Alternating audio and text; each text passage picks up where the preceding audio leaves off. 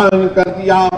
हमने माल्टा की जेलों में मुश्किलात और मसाइब और मुश्किलात का तूफान का सामना किया। आज वो हमसे पुकार रही है कि जो ताकतें आज इस मुल्क को इंडियन नेशनलिज्म के बजाय हिंदू नेशनलिज्म में डुबोना चाहती है, हमको इंडियन नेशनलिज्म को कामयाब करना है। हमको कॉम्पोजिट कल्चर को बरकरार रखना है, क्योंकि यही हमारे बुजुर्गों ने पाकिस्तान की बनाने की मुखालिफत इंडियन नेशनलिज्म पर की थी, कॉम्पोजिट कल्चर पर की थी। मेरे अजीज दोस्तों और बुजुर्गों, मेरी आपसे एक ही गुजारिश है कि हमको इंडियन नेशनलिज्म को कामयाब करना है।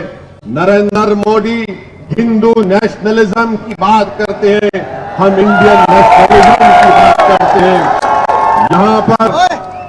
यहाँ पर मौजूद जो मोदी के चाहने वाले मीडिया के चमचे हैं,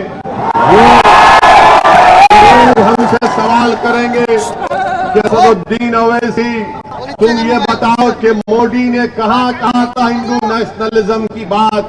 तो मैं उन मीडिया के, उन मोदी के भक्तों से कहना चाह रहा हूं कि आप नरेंद्र मोदी के राइटर्स का इंटरव्यू पढ़ लीजिए उठाकर, जहां पर नरेंद्र मोदी ने इस तरह की बात की थी।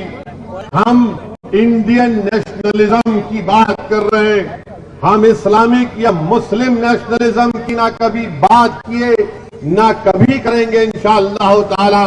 हम कॉम्पोजिट कल्चर की कामयाबी के लिए हमारे बुजुर्गों ने काम किया।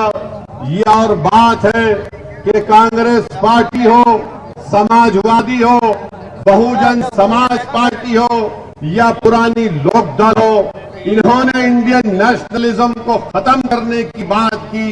मगर आज असदुद्दीन ओवैसी मजलिस इत्तेहादुल मुस्लिमीन के इस प्लेटफॉर्म से खड़े होकर आप तमाम गयूर लोगों के सामने इस बात को दोहरा रहा है